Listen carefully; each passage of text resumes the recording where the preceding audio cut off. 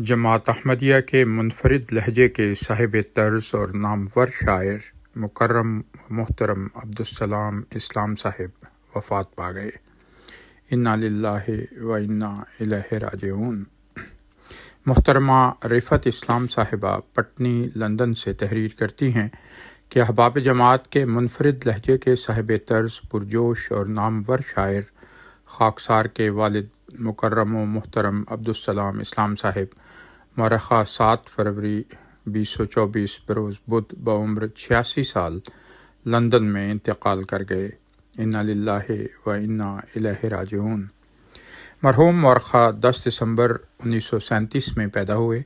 آپ کے نانا حضرت منشی احمد بخش صاحب صحابی حضرت مسیح موعود علیہ السلام تھے، جنہوں نے قادیان جا کر جلسہ سالانہ 1903 کے موقع پر بیعت کی سعادت حاصل کی تھی۔ مرحوم کے بڑے تایا جی نے 1916 میں، والد صاحب نے 1921 میں اور چھوٹے تایا جی نے 1933 میں بیعت کرنے کی توفیق پائی۔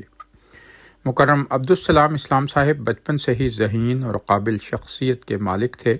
تعلیم کے ساتھ ساتھ جو کام بھی کیا اس میں غیر معمولی کامیابی حاصل کی۔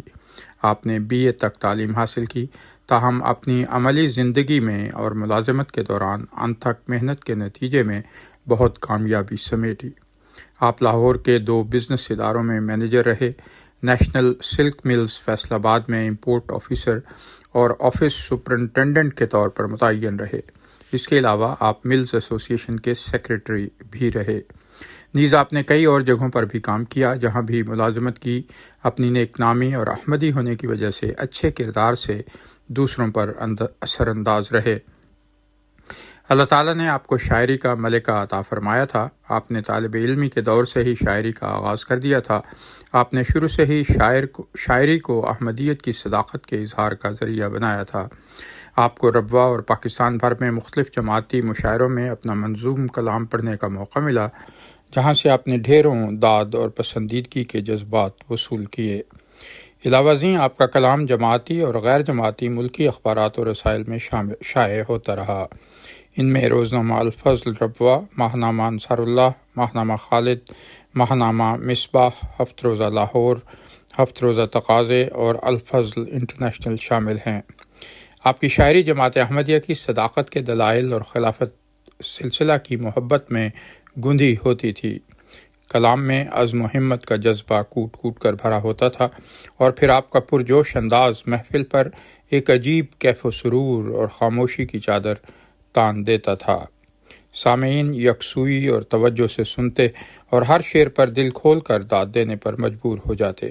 آپ کو اپنے درج ذیل 2 اشعار پسند تھے۔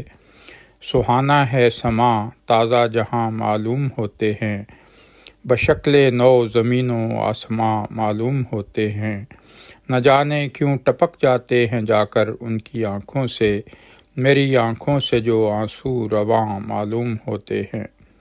آپ کو جماعت خدمات کی بھی توفیق حاصل ہوئی۔ آپ نائب زعیم مجلس انصار اللہ ناصر آباد کے علاوہ اپنے محلہ دارالفتوح شرقی ربوہ میں سیکریٹری وصایا اور منتظم اشاعت مجلس انصار اللہ دارالفتوح شرقی کے طور پر خدمات کی توفیق ملی۔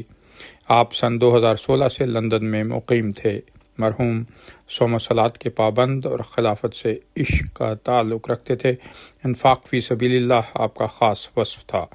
مرحوم نے اپنے پسماندگان میں ایک بیٹا اور 3 بیٹیاں یادگار چھوڑی ہیں۔ اللہ تعالیٰ مرحوم کو جنت الفردوس میں اعلیٰ مقام عطا فرمائے اور لواحقین کو صبر جمیل کی توفیق بخشے۔ آمین۔